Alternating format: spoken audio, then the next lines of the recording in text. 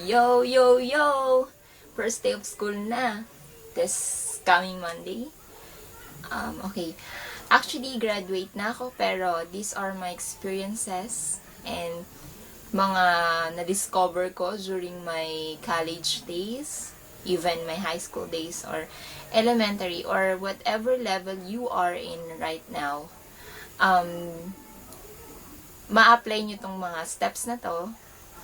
So, sana makatulong ako sa inyo this coming school days na alam ko yung iba sa inyo hindi excited, yung iba excited kasi new things, new bags, new shoes, and new notebooks. Sobrang daming new. So, parang excited ka gamitin.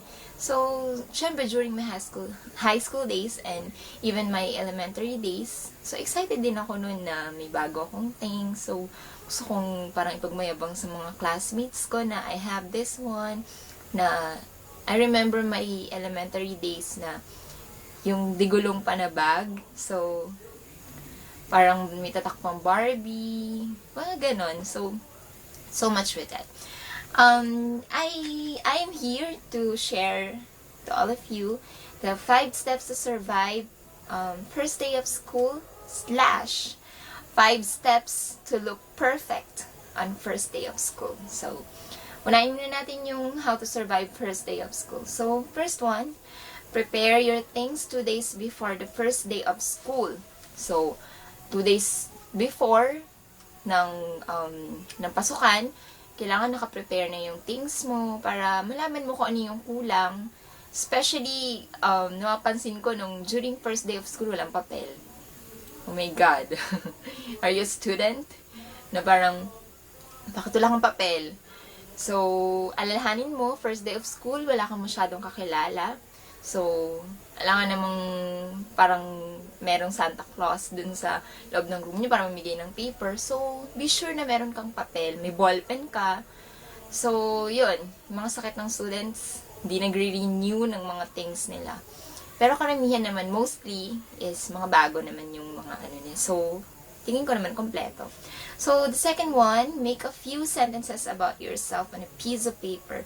Then, practice talking in front of a mirror. So, karamihan sa atin anxious dahil first day of school, naman yung pagpapakilala na parang every pagpapalit ng teachers, magpapakilala ka, parang, oh my God, it's like forever na nagpapakilala na parang, ano ba yun, magkakalala na nga kami, parang, ba't pa ulit-ulit? Parang, pero nalaman ko din na ang dahilan nun is para mag-boost yung confidence mo, and para makagain ka ng friends. So, kasi parang pag nagsasalita ka sa harap ng mga classmates mo, nakikilala ka ng teacher mo, na parang, oh, ito pa lang si Gladys, ganito magsalita, ganun. So, practicein mo. Gumawa ka na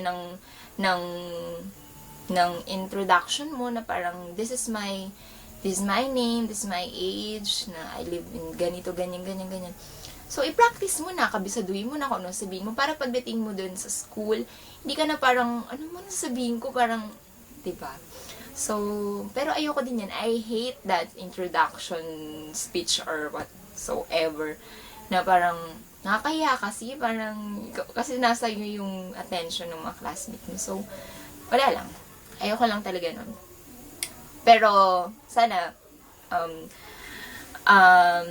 hindi kayo sana mawala yung anxiety nyo. So, yan. Then, third one, review your past lessons, especially on weakest subject matter. So, karamihan sa atin, alam ko kainaan math. Ako rin. I hate math. That's why I took nursing.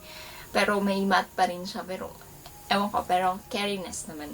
Dahil, nakagraduate naman ako. So, I'm reviewing my lessons na, review your lessons, past lessons nyo, kung nasa high school ka, second year, yung mga past lessons nyo, reviewin mo lang, para ma-refresh yung mind mo in case natanungin ka ng teacher mo about what you have learned from the past year, may masasagot ka. Kasi, alam mo, maging nga ka dun, di ba? So, kailangan parang ma-amaze mo yung teachers mo, yung mga classmates mo. So, hindi naman dahil gusto mo magyabang, pero para naman masabi nila na meron ka nga talagang utak, di ba? So, yun. Part 1, make sure you didn't forget anything before going to school. Yan. Dahil so excited ka, nakalimutan mong dala ng handkerchief. Tapos, nakalimutan mong suklay. Joke lang. Nakalimutan mong tubig mo, baon, like that. So, make sure na wala kang nakalimutan. So, kaya nga gawin mo yung number 1 ko. So, the 5th one, the last one for how to survive first day of school. Be nice, be confident, and be smart.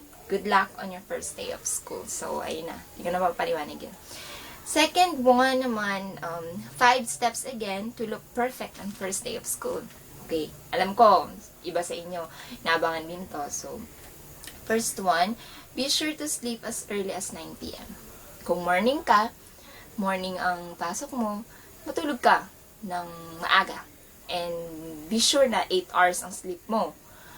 And kung afternoon ka naman, much better kasi hindi mo kailangan gumising ng maaga. Pero kailangan mo matulog na ng maaga kasi nga para iwas eye bags na din. Tsaka baka sabihin ng mga classmates mo na hindi ka pa prepared kasi parang bangag na bangag kapag pasok ng school. Di parang, oh my God, parang tulala ka pa na parang you're not prepared for the first day of your school day.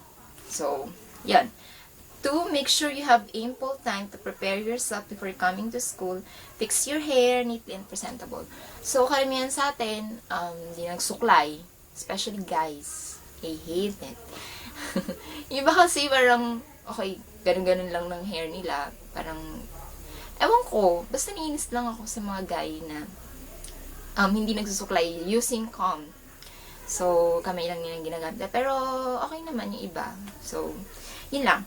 Third one, for girls, put a light makeup if necessary because being beautiful in and out can boost your confidence. So, mag-ayos ka, hindi naman necessarily na maglagay ka na nga talaga ng makeup kasi karamihan sa mga nasa high school, elementary, hindi pa naman masyado naglalagay ng makeup. Pero ngayon na, iba na yung generation nyo, parang aga-aga elementary may makeup na, kapal na ng lipstick, kapal na ng blush on.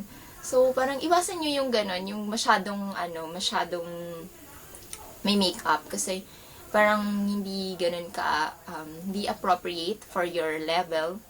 Pero kung nasa college ka na, okay lang naman yung may light makeup. Pero during high school, elementary, pwede maglagay ka na lang ng powder, tapos yung mga kariming gumagawa ng eyeliner ng Korean or whatsoever, medyo nipisan mo lang siya kasi medyo hindi nga appropriate for your level.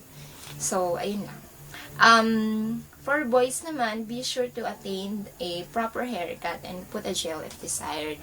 So, ayun, maglagay ka ng gel para hindi nililipad. O, wag naman maglagay ka ng gel na parang yung pag may bumagsak na butike, matutuhog dun sa hair mo. So, iwasan mo yun. Tapos, proper haircut. Nabulol ako. Proper haircut kasi, be neat kasi, may mga guys kasi ako nakikita na parang parang gusto mong sabunutan, as in talaga. Sobrang, okay. Baka meron ng mga away sa akin dito. Part 1, cut your fingernails and always wear a wristwatch. So, ayun. Cut mo yung fingernails mo kasi karamihan sa atin, hindi nagugupit ng kuko. Ibig sabihin niya wala kang time para sa sarili mo. Dahil, yun, first day of school, dapat malinis ka. Basta malinis ka lang tignan. Gusto ko talaga malinis sa tao. Ayun. 5th one and the last, always smile and be humble. To win friends on your first day of school, good luck. So, ayun lang, be smile na. Always smile and be confident always. So, that's all. Bye. Thank you for listening.